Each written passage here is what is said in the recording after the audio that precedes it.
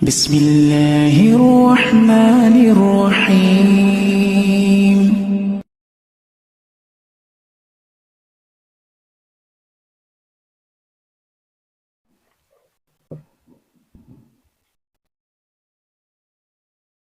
Assalamualaikum warahmatullahi wabarakatuh.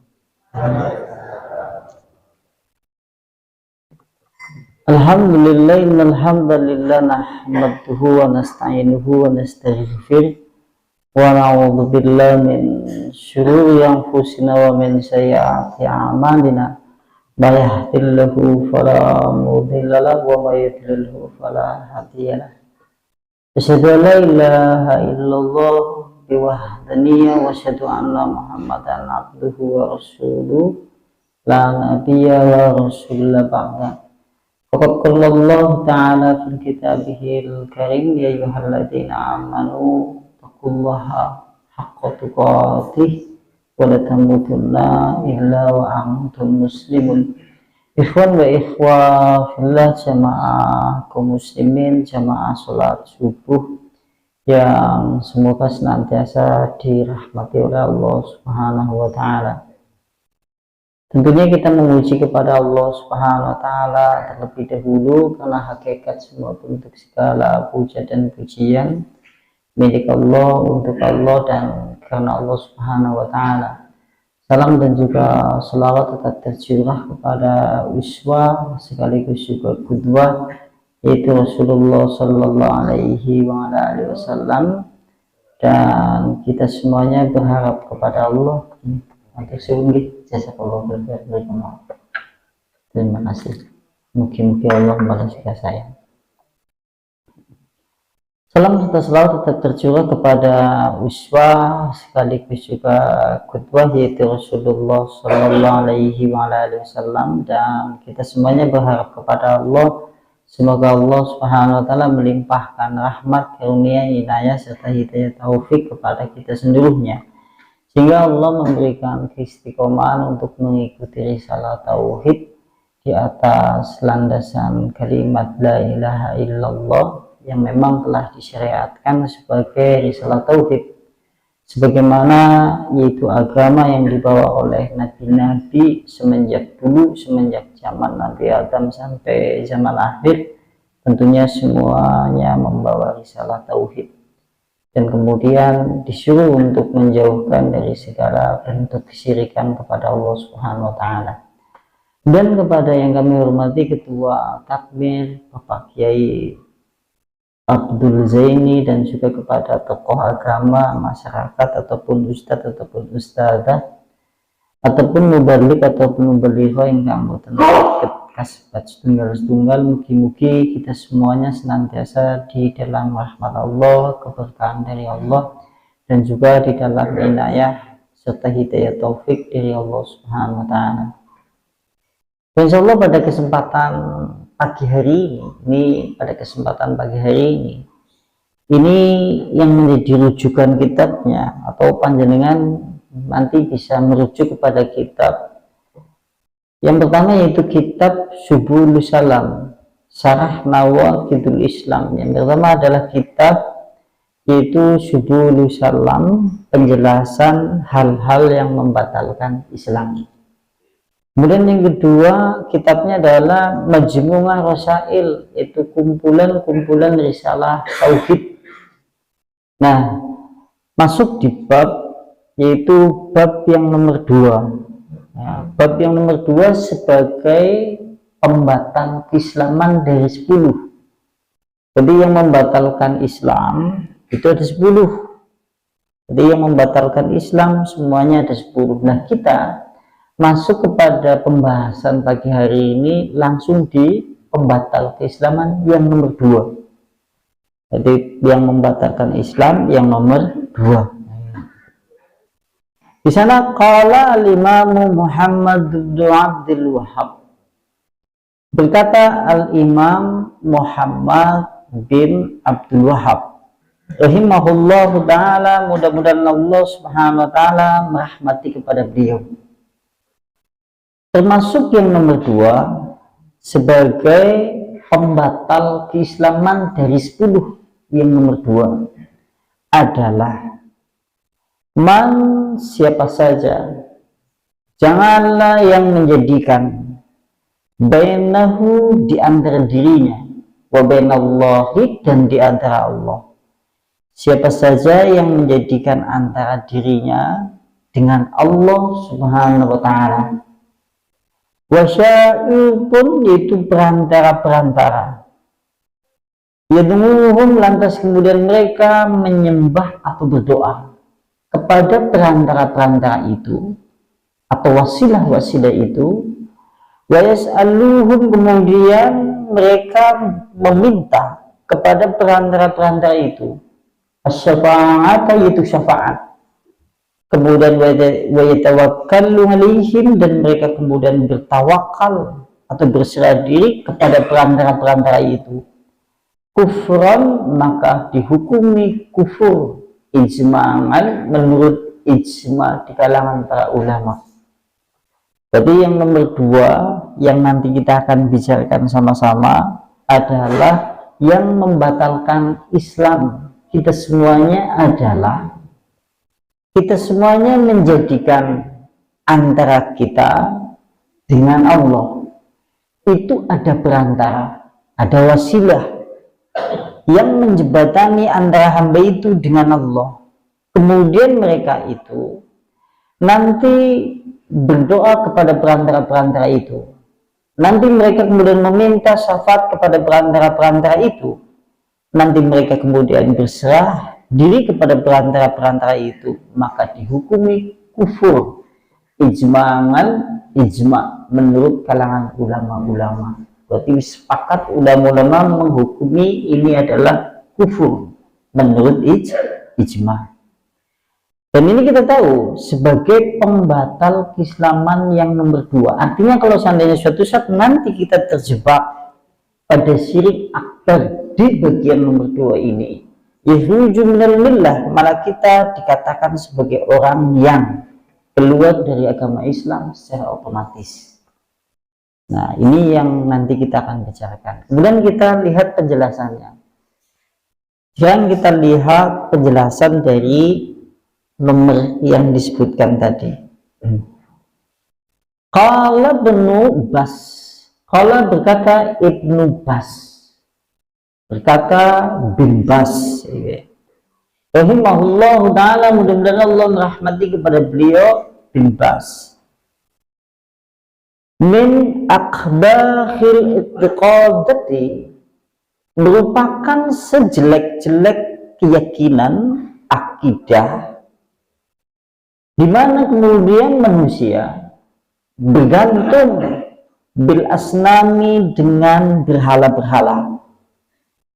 Jadi di sini disebutkan merupakan kejelekan, merupakan sesuatu yang paling jelek dari keyakinan manusia adalah yaitu dia bergantung kepada berhala-berhala, wal asjari kepada pohon-pohon, wal ahjari kepada batu-batu, wal kubur dan kepada kubur-kubur atau kuburan-kuburan, wal kawakib dan kepada bintang-bintang, wa khairu dzalik dan kepada selain yang disebutkan tadi. Nah, ini kemudian kita lihat penjelasan di dalam yang disampaikan oleh bin Bas. Kata beliau, sejelek-jelek keyakinan menungsa apabila dia bergantung kepada berhala.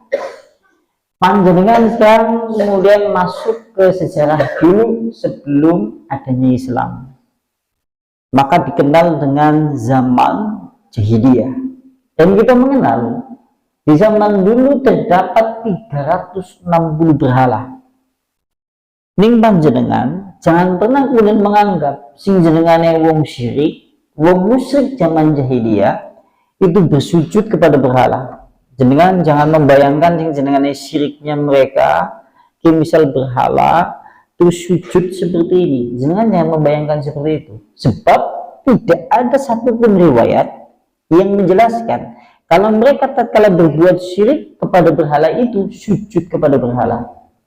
Jadi anak-anak sing jenengane sejarah Islam biyen zaman jahiliyah mereka disebut dengan wong musyrik jahiliyah ki sujud kami berhala ranana.